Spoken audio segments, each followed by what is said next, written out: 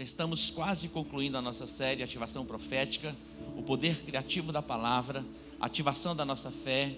Mas eu só vou parar quando o Espírito Santo falou, chegou o fim. Então hoje tem um pouquinho mais de ativação profética. E Deus quer usar você e fazer de você um canal, um instrumento para que a glória dele se manifeste na terra. Deus te chama nesta noite para ser um agente de milagres. Deus te chama nesta noite para ser um agente de milagres. O que Deus busca em você hoje é a disposição para ser este canal, para ser este instrumento, e você vai ser ativado na sua fé, despertado deste propósito, e você vai viver esse desígnio, para ordenar cura, salvação, libertação e transformação. A glória de Deus vai se manifestar na minha vida, na sua vida, e através das nossas vidas, na nossa cidade, no nosso estado e na nossa nação. Seremos agentes de ativação profética, seremos agentes de milagres, e os maiores milagres estão por acontecer. É interessante porque quando nós olhamos para a palavra, nós vamos encontrar na Bíblia, desde o Velho Testamento, muitas intervenções de Deus, e Deus usando homens para que a glória dele se manifestasse. Em todos os tempos, em todas as épocas, Deus sempre trabalhou assim, Deus trabalha assim, através de alguém. A Bíblia diz que Deus não faz nada na terra sem que antes comunique aos seus servos, os profetas. E para que as coisas aconteçam, vai acontecer através das nossas vidas. Entenda isso, compreenda isso, que você foi chamado nesses dias para ser este agente da manifestação de Deus neste território, nesta cidade, e não apenas em Campo Grande, mas no Brasil e nas nações da terra. O que nós estamos falando aqui, proclamando aqui, não vai estar limitado a este lugar. O que nós estamos proclamando aqui, isso está tomando os céus do Brasil e as nações da terra. E conforme a nossa declaração profética, assim será. Hebreus capítulo 11, versículo 3 diz que pela fé nós entendemos que os mundos foram criados pela palavra de Deus, de maneira que aquilo que se tornou visível veio daquilo que não existia, daquilo que não aparecia. Os mundos foram criados pela palavra de Deus. Pela fé nós entendemos, nós compreendemos. Mas eu quero levar você um pouquinho mais e ativar em você algo tão poderoso para que você seja este agente, para que as coisas aconteçam hoje. Aconteçam aonde? Na sua vida, na sua casa, na nossa cidade, na nossa nação e nas nações da terra. 1 Coríntios, Isaías 6. Isaías capítulo 6. Este texto fala a respeito da chamada de Isaías. Isaías capítulo 6, no ano em que morreu o rei Uzias. No ano em que morreu o rei Uzias, ele diz: eu vi o Senhor assentado em um alto e sublime trono. As orlas do seu manto enchiam o templo. E os serafins voavam ao redor e proclamavam e diziam: Santo, Santo, Santo é o Senhor dos exércitos. Toda a terra está cheia da glória do Senhor. Toda a terra está cheia da sua glória. Toda a terra está cheia da sua glória. Esta é a proclamação dos serafins. E esta deve ser a minha proclamação e a sua proclamação. Qual é a proclamação que devemos ter? Toda a terra está cheia da sua glória. Na sua casa, a minha casa está cheia da glória do Senhor. A minha vida está cheia da glória do Senhor. É possível que as pessoas olhem para você e olhem para a sua casa e digam assim: aonde está a glória do Senhor?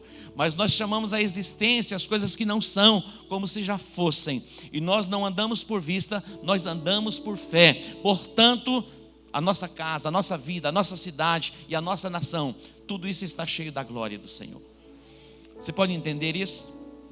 Os serafins, eles proclamavam: Santo, Santo, Santo. Um terminava e o outro começava, e a proclamação continuava. Eu quero despertar você nesses dias para fazer altas proclamações. Esta semana você já ouviu falar mal de alguém? Ou você já falou mal de alguém esta semana? Você já depreciou alguém esta semana? Não, alguém veio para você, compartilhou algo de alguém, depreciando alguém, e você entrou na onda? Eu quero fazer um pacto com você, para que você, durante uma semana, proclame coisas boas a respeito das pessoas. E quando alguém chegar para você para falar alguma coisa a respeito de alguém, você vai dizer: olha, eu estou numa aliança com o meu apóstolo. E nós estamos numa aliança de alinhamento profético, de ativação profética. E eu só quero falar coisas boas nesses dias. Imagina o que vai acontecer com Satanás e o inferno. Eles vão perder. E o propósito de Deus vai ser estabelecido nas nossas vidas. E nós seremos inundados de paz, de alegria, de gozo, pela presença do Senhor. Algo extraordinário vai acontecer na sua vida. Algo poderoso vai acontecer no teu ser. Sabe aquela angustiazinha que vem de vez em quando, que quer tomar conta do seu coração? Algumas perturbações que vêm à noite, tudo isso vai desaparecer. Então estamos numa aliança, por uma semana. Você vai suportar, uma semana é muito, apóstolo. Depois a gente vai para um mês.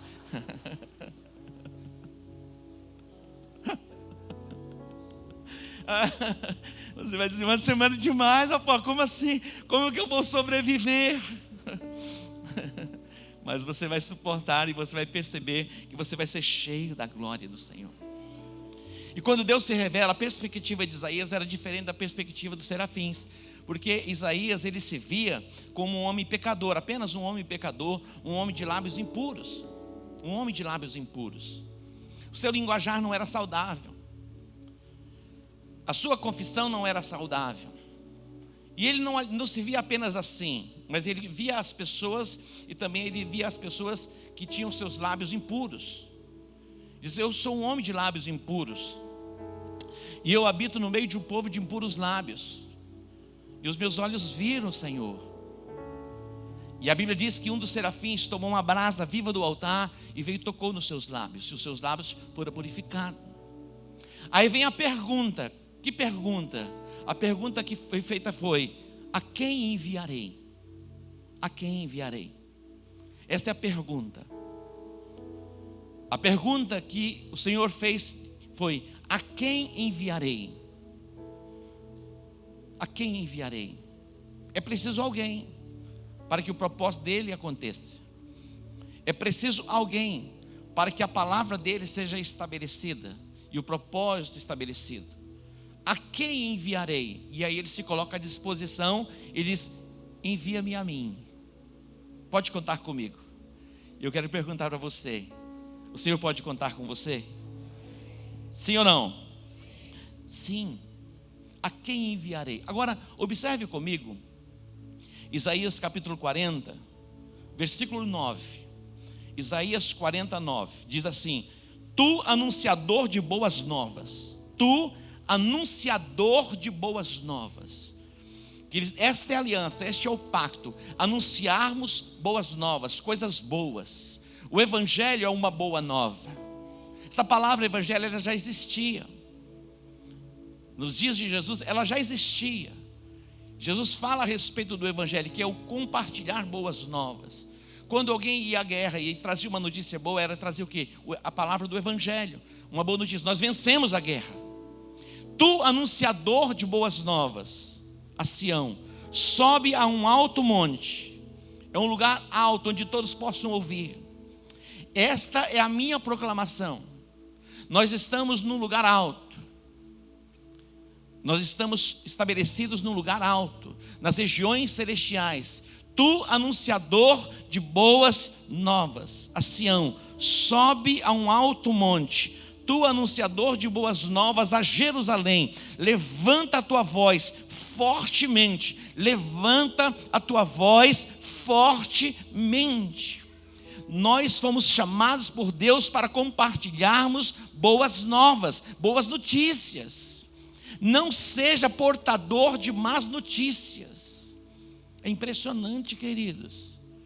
Agora até o Instagram da Madonna foi bloqueado porque ela falou bem da cloroquina. Imagina. Não querem que compartilhe. Vem cá. Se você está enfermo, se alguém disser: isso cura, eu tomo. Você toma ou não toma? Toma. Até o Instagram dela foi bloqueado porque diz que é uma fake news, que isso não é verdadeiro.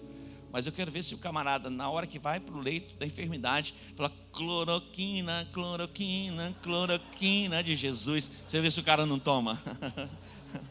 Toma ou não toma? Toma. Aí alguém vai ouvir lá, falar lá o apóstolo falando apologia, falsa ciência. Daí o Mandetta se levanta, vai estar de retro, Satanás, e vai meter, né?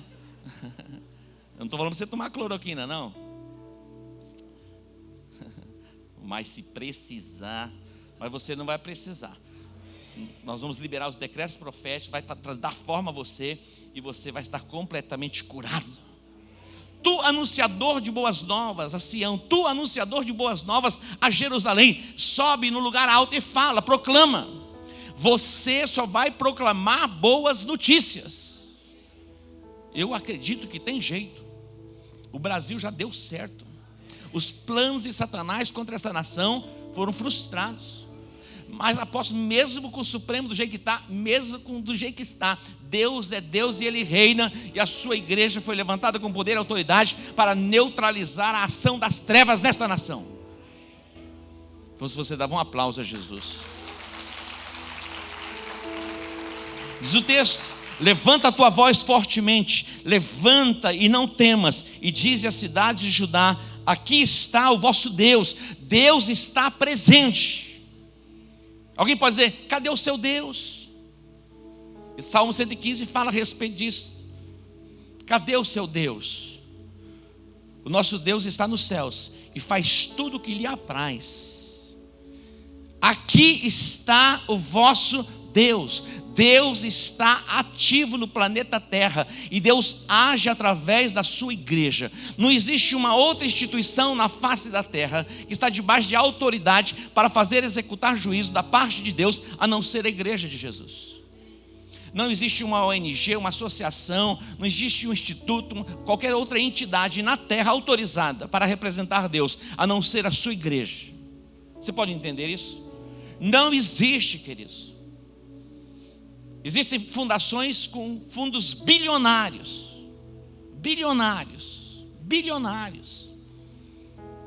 E eles fazem os investimentos das nações pobres.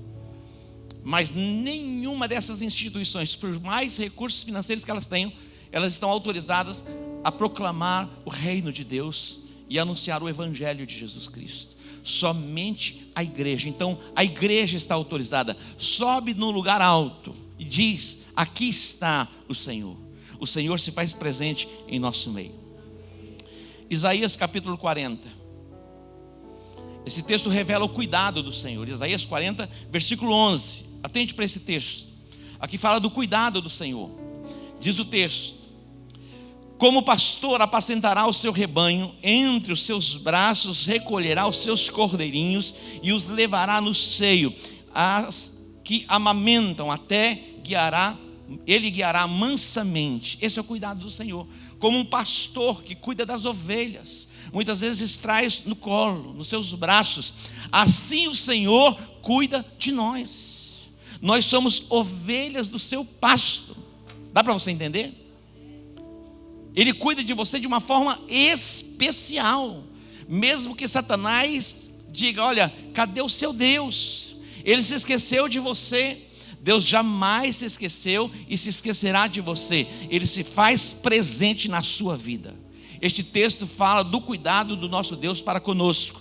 E no versículo 12 fala da grandeza do nosso Deus. Observe 40:12, diz assim: quem na concha de sua mão mediu as águas e tomou a medida dos céus a palmos. Olha só a grandeza do nosso Deus. Tudo na palma das suas mãos. A Bíblia diz que Deus está assentado nos círculos da terra. Quando se descobriram que a terra era redonda, a Bíblia já falava a respeito disso. Deus, ele está sentado, ele se assenta no círculo da terra, nas redondezas. Aqui fala da grandeza do nosso Deus. Quem na concha de sua mão mediu as águas e tomou a medida dos céus a palmos? Quem recolheu numa medida o pó da terra e pesou os montes e os outeiros em balança de precisão? Quem? Versículo 26 diz: levantai ao alto os vossos olhos e vede, quem criou estas coisas? Quem criou estas coisas? Diz mais, foi aquele que faz sair o exército delas, as estrelas, segundo o seu número, e ele as chama a todas pelos seus nomes. As estrelas, elas têm os seus nomes, por causa da grandeza das suas forças, e porquanto é forte em poder, nenhuma delas faltará. Aqui fala da grandeza do nosso Deus. O nosso Deus é forte e poderoso. Diga, meu Deus é forte e poderoso. Diz, levante os olhos e contemple, e vejam a grandeza. Pela fé nós entendemos que os mundos foram criados pela palavra de Deus, e todas as coisas subsistem e estão no devido lugar por causa da palavra de Deus. Tudo o que aconteceu está estabelecido, e tudo que está por acontecer também está estabelecido na sua palavra. Não é metafórico que Deus falou a respeito do dilúvio com Noé. É algo real e aconteceu. A destruição do templo em Jerusalém no ano 70 foi profetizado por Jesus no ano 30, 33. Não ficou pedra sobre pedra. Jerusalém foi cercada. A cidade foi invadida. E a Bíblia diz, ai das grávidas, das que amamentam naqueles dias, dia de dores, dia de vingança. Porque o próprio judeu, quando Jesus crucificado, diz, recaia sobre nós o sangue, recaia sobre nós e sobre os nossos filhos o sangue dele. E veio o que? O tempo do juízo, um tempo de dor. Eles foram esparramados entre as nações da terra.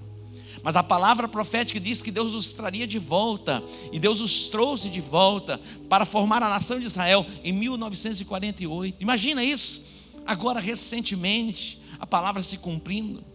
1967, a cidade de Jerusalém dividida foi reunificada.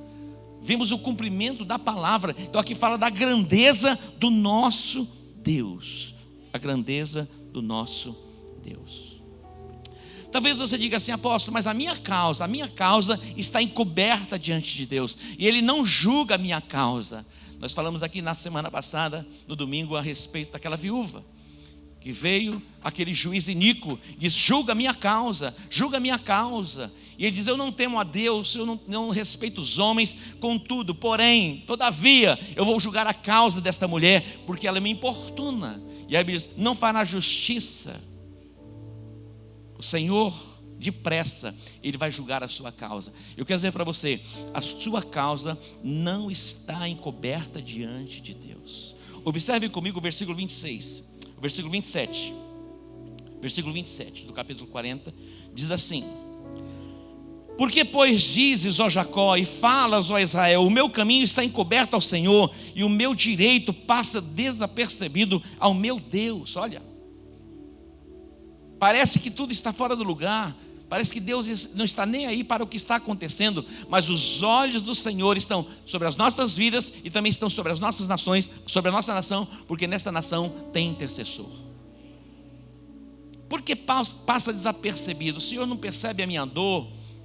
O Senhor não se importa com a minha dor? O Senhor não se importa com a enfermidade daquela pessoa que eu amo?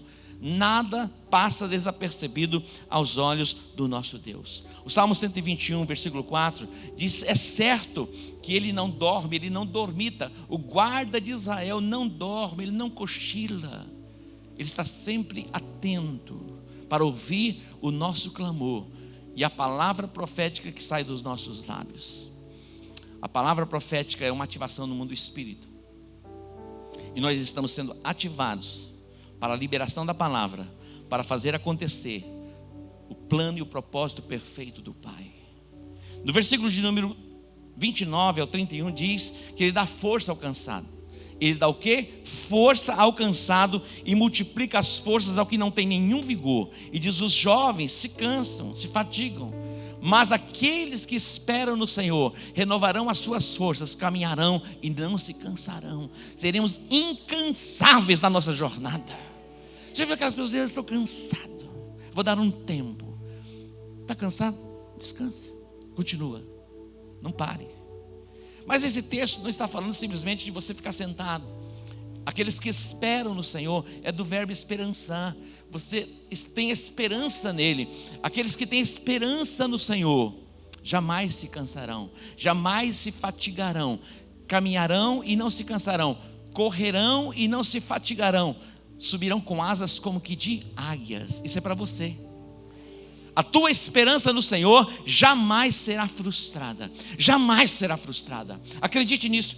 A tua esperança no Senhor jamais será frustrada. Uma voz precisa ecoar no deserto. No deserto. A palavra de Deus veio a João Batista no deserto. Voz que clama no deserto. Algumas pessoas talvez pensem assim: olha, eu estou vivendo o meu deserto, eu não tenho nem força para clamar. Voz que clama no deserto, proclamai a palavra do Senhor. A palavra do Senhor não veio ao palácio onde estavam os reis. A palavra não veio onde estavam os sacerdotes. A Bíblia diz que a palavra do Senhor veio a João Batista no deserto da Judeia. E a palavra diz: voz que clama no deserto.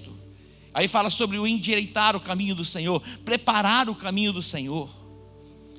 É tão extraordinária esta palavra. Os montes e os outeiros serão abatidos, os vales serão aplainados, os caminhos tortuosos, escabrosos serão endireitados. Fala de lugares áridos. Não está falando de topografia ou de geografia, está falando de alma, de corações. O desejo do coração de Deus é alinhar todas as coisas na sua vida. Você não precisa viver dia a dia numa gangorra. Hoje eu estou feliz, super feliz, muito feliz. Amanhã eu estou no vale da depressão. Eu quero profetizar: o teu caminho está sendo aplainado. O teu caminho está sendo aplainado. Monte outeiro fala de soberba, de arrogância, prepotência, e ele vai ser aplainado. Mas os vales falam de lugares depressivos. Eles serão elevados. E tudo vai estar o quê? Nivelados. Você vai viver em perfeita paz e harmonia com você mesmo, com seu esposo, com seus filhos, no contexto da sociedade. Eu queria dizer, mas isso é possível? É possível pela palavra do Senhor. Voz do que clama no deserto: endireitai o caminho, preparai o caminho. A palavra de Deus vai sendo liberada. E os mundos estão sendo construídos. Versículo 4 diz assim: todo vale será exaltado, e todo monte e todo outeiro serão abatidos, e o que é tortuoso será endireitado, e o que é escabroso aplanado. Eu quero profetizar isso sobre a sua vida.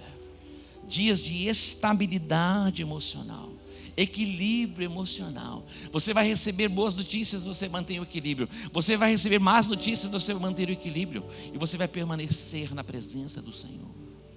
E a paz de Deus, que excede todo entendimento humano, vai guardar a sua mente e o seu coração em Cristo Jesus.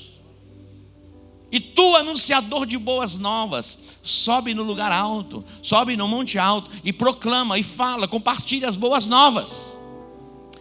Marcos capítulo 4, versículo 26, 23, Marcos 4, 23, este texto diz que Jesus percorria toda a Galileia. Olha isso, ele percorria, Jesus era ativo, ele era ativo, a voz profética, ensinando nas sinagogas e pregando o evangelho do reino. É o que Jesus fazia, compartilhando as boas novas do reino e curando toda sorte de doenças e enfermidades entre o povo. Cura para a alma e cura para o corpo. Jesus curava tanto a alma quanto o corpo. Eu quero dizer para você, Jesus tem cura para a sua alma, para as suas emoções. Você pode ter as suas emoções equilibradas, completamente sarado em Cristo Jesus. Eu quero ordenar isso sobre a sua vida. Receba a sua cura emocional. Versículo 25 diz assim: e a sua fama correu por toda a Síria. Trouxeram-lhe então todos os doentes, olha isso, todos, acometidos de várias enfermidades e tormentos, endemoniados, lunáticos e paralíticos, e ele os curava. Ele curou todos que vieram a ele, se expressaram em fé. Todos foram curados. E aí você vai dizer assim, alguém vai dizer, isso foi Jesus. Quando você vai olhar para a igreja primitiva, você vai ver a mesma coisa acontecendo através dos apóstolos. Jesus disse aos discípulos: vocês farão obras ainda maiores do que as que eu fiz. Vocês farão obras e obras ainda maiores. Nós faremos obras ainda maiores. Acredite nisso. Observe comigo Mateus capítulo 16. Esse texto diz que as portas do inferno não prevalecerão contra a igreja. Fala da autoridade dada à igreja. Nós estamos debaixo desta autoridade para fazer cumprir todo o propósito. Imagina na hierarquia do exército ou da polícia, temos os soldados, depois vem o cabo, o sargento, e assim as patentes. O soldado, ele está investido de autoridade. O soldado, ele não tem a força para deter um carro, um caminhão, mas ele tem o que? A autoridade. E quando ele levanta a mão, o motorista entende que tem que parar, e para, por causa da autoridade que está sobre ele. Eu e você estamos sob esta autoridade para fazer cumprir todo o propósito do Pai na nossa cidade e na nossa nação.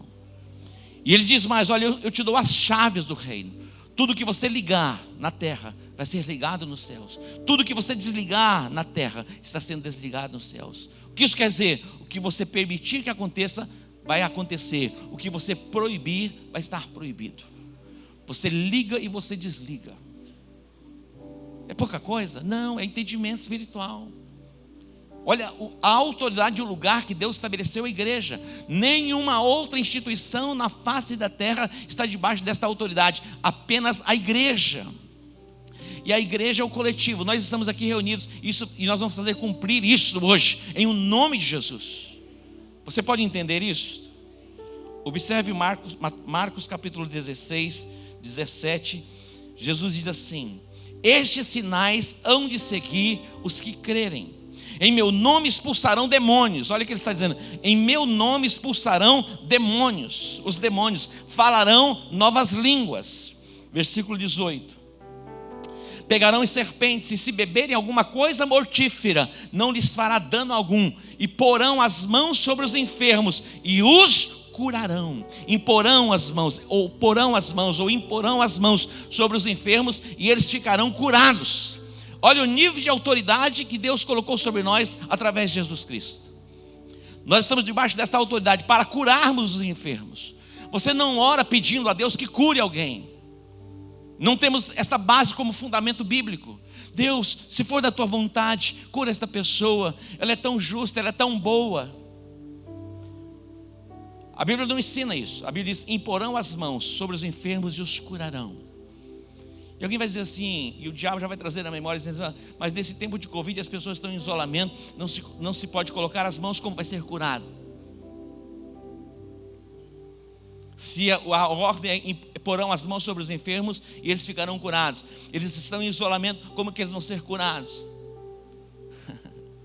Mas a Bíblia tem a resposta. Você se lembra do centurião quando veio a Jesus? Você se lembra? O meu criado, ele está à beira da morte. Jesus disse: eu vou curá-lo. Jesus está dizendo: eu vou à sua casa para curá-lo. Ele falou: não precisa ir à minha casa. Manda uma palavra, manda uma palavra e ele ficará curado.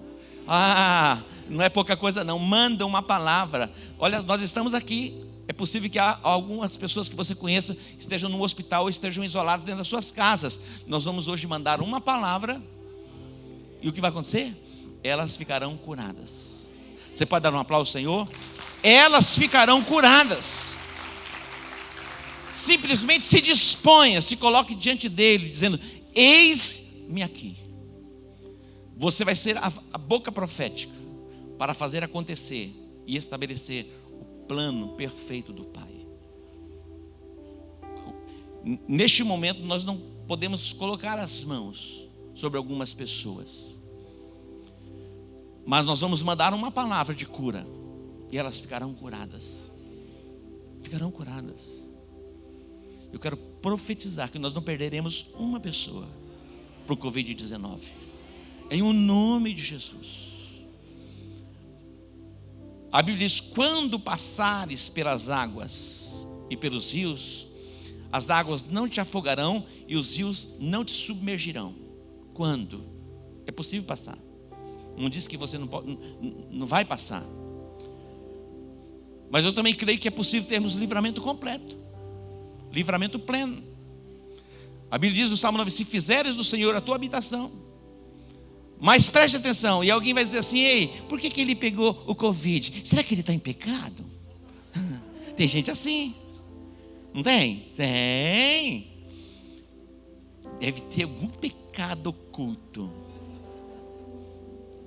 Para de besteira. Quando passares pelo fogo, a chama não arderá em ti. Fico imaginando Sadraque, Mesaque e Abednego ali, naquela fornalha aquecida 7 vezes mais. Mas o quarto homem estava lá. Jesus se fazia presente ali. Imagina, eles foram lançados ali e eles passeavam no meio do fogo. Nós estamos passeando no meio do fogo e nós não estamos sendo queimados. A chama não vai arder em nós. Nós vamos fazer a travessia e chegarmos do outro lado. Não permita que o medo assole a sua alma. Acredite que praga alguma vai chegar à sua casa. Cadê a equipe de louvor? Vem para cá. Praga alguma vai chegar à sua casa.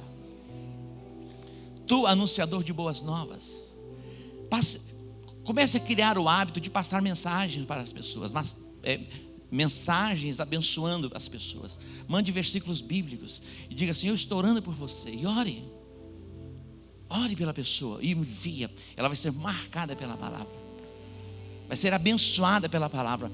Tu, anunciador de boas novas. Alguém só vê assim: eu estou vendo calamidade, eu estou vendo destruição, estou vendo pegando fogo. Eu estou vendo bênção. Eu estou vendo bênção.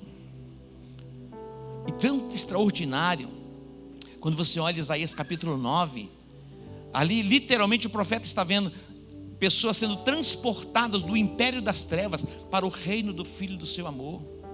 Falando sobre as terras de Zebulon, as terras de Naftali, que estavam debaixo de vergonha, de opróbrio, terra arrasada. Quando Jesus entra no cenário das cidades, ele entra pelas cidades, tudo vai sendo transformado. Os lugares obscuros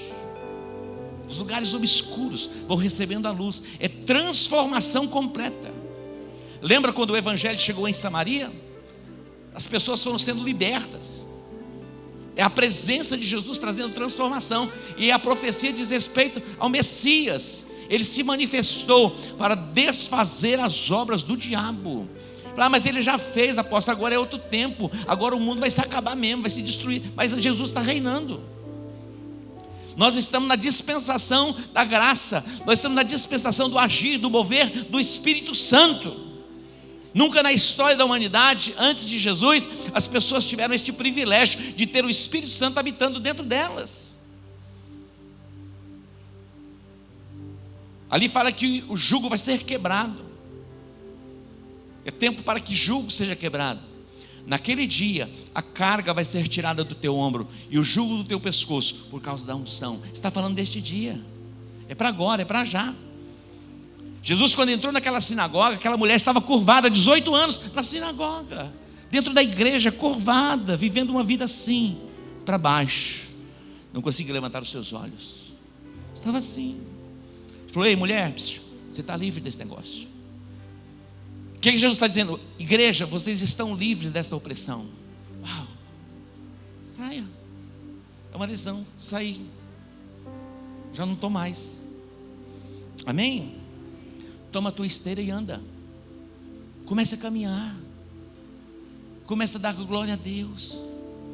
Comece a entoar um louvor. Está difícil. Comece a entoar um louvor. De repente você vai perceber: uau, alguma coisa aconteceu. Você vai estar completamente liberto. Porque Ele vive. O que acontece? Eu posso crer na manhã.